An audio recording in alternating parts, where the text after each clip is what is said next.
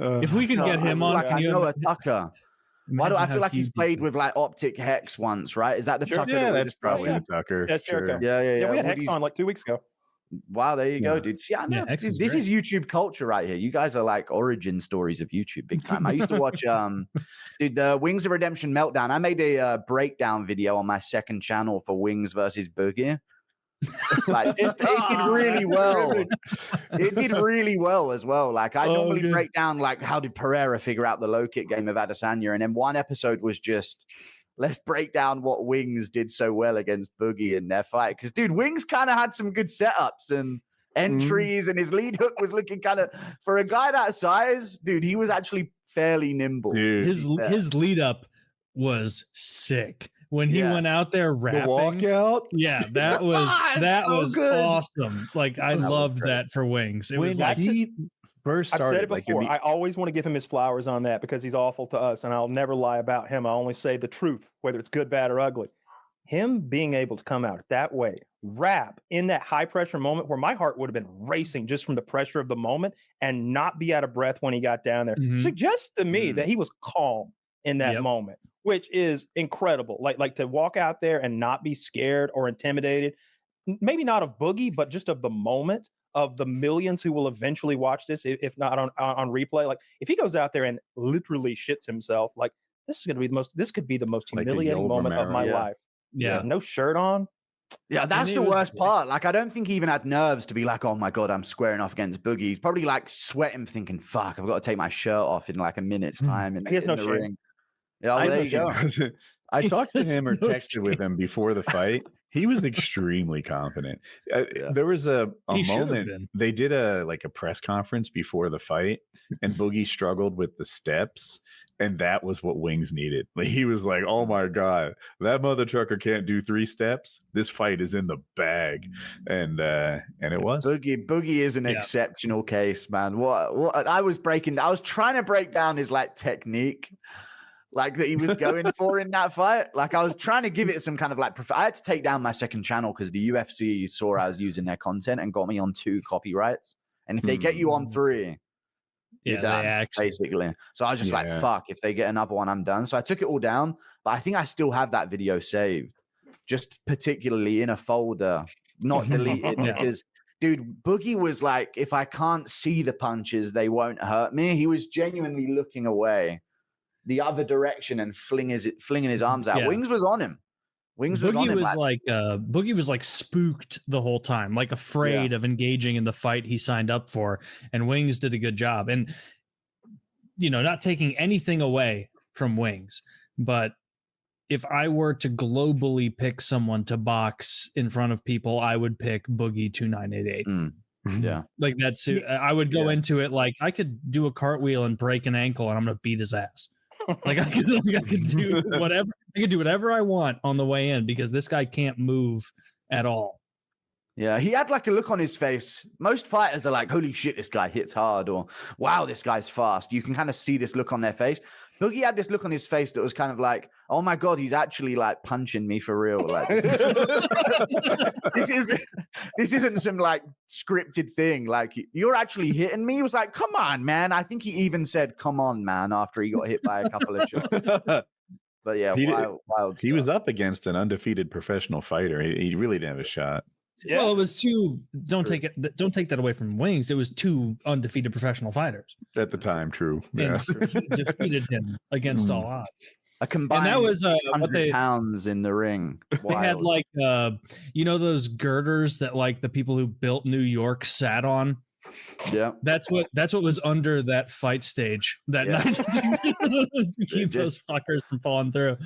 The structural integrity of the ring was the real champion there. I mean, Jesus Christ, I loved watching that. I wish they would do more of those types of fights. Misfits Boxing, they're doing Tate versus D'Amore, Andrew Tate's versus Chase D'Amore, and now they've got like Tony Ferguson on now. Who's Chase D'Amore? Oh yeah, Tony got his win. He broke Tony got his win. Losing streak. That is the most pathetic thing I've ever seen, and I don't mean that in a mean way.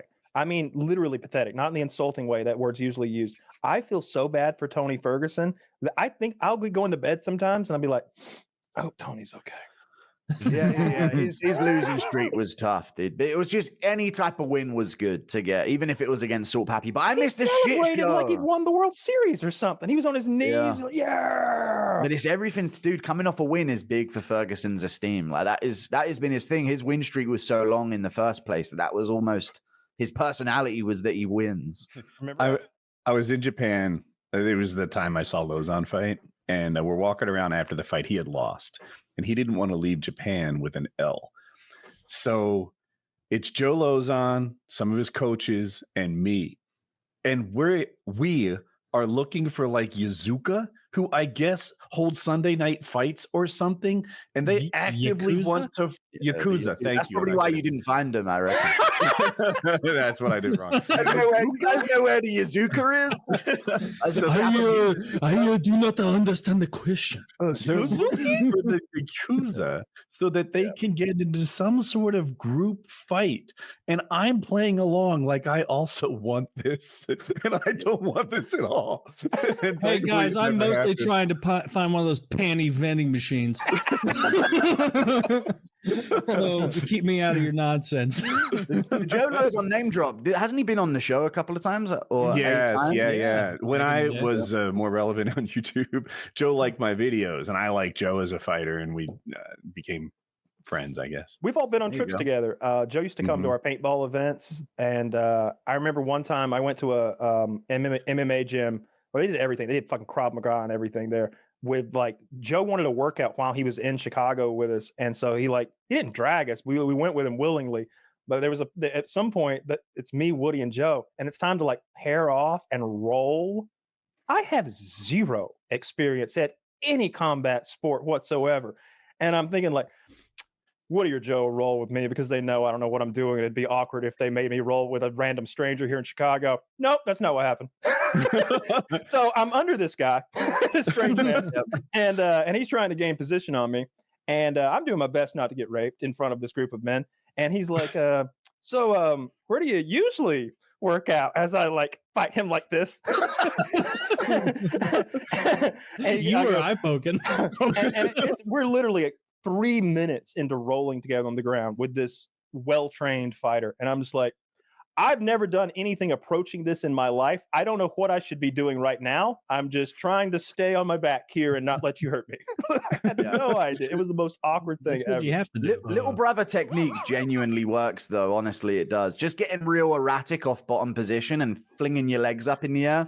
It kind of works. I don't know if anyone's a little brother here, but that's I was pushing back on it. I mean, I'm not a little brother. I'm the oldest brother, but I do remember, Kyle, wrestling you in a small patch of grass outside of like a Marriott. No, that's not what happened. You attacked me while I was drunk. Oh my! To the ground. Oh my! And everyone was like, I was also drunk. And everyone, that's what the rapists all say. And everyone was like, whoa, what was that Taylor guy doing, taking down Kyle like that? Joe had to step in to get you off me. You went way over. But Joe couldn't handle it because with a flick of my wrist, he slapped Joe's clothes on. I was like, he's taking out a fucking lightweight contender here. I'm in trouble. That's why there's a picture of us. There's some picture of us out there, almost Titanic about to kiss style, where I have both of your arms pinned above your head and we're outside of Marriott. No. That's me and Woody. I've got Woody pinned like that. I was hoping that picture wouldn't come up. Yeah. That was a funny picture. I'm on top of Woody, and I don't know what to do again because I had never even seen a UFC fight. I didn't know what Brazilian Jiu-Jitsu was. Woody is a fucking blue belt or some shit, and I'm just holding his wrist. I don't know what to do. I'm just on top of him. It looks like I'm raping him. I'm sure he could have hurt me because I've seen him hurt lots of people before, but he was kind enough not to. Woody tackled me onto a bed on that trip. I was trashed, and people were like, "Who wants to wrestle Woody?" And I was like, "I'll do it." You guys have a weird friendship dynamic. Like you're confusing each other's. Which one had me in that pose of submission again? Was it you that had me that way? I don't even know. No, I know it was all of us who got in bed and took a photo. Why are these photos coming up? The AI is something else. This is good. It was fun. The worst part is Woody's in that bed with a lot of young boys. I mean, some of those kids are 17, 18 years old or something like that. In my defense, well into his 30s. And Kyle, by the way, even if I did tackle you, which is not how it happened.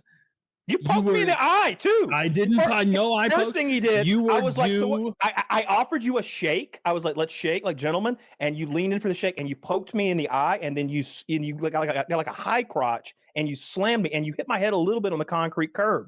And everybody was scared because I was bleeding pretty bad. And you were like celebrating. You were like, "Where's my belt?" You were like doing that thing around your waist like this. I'm an alpha male.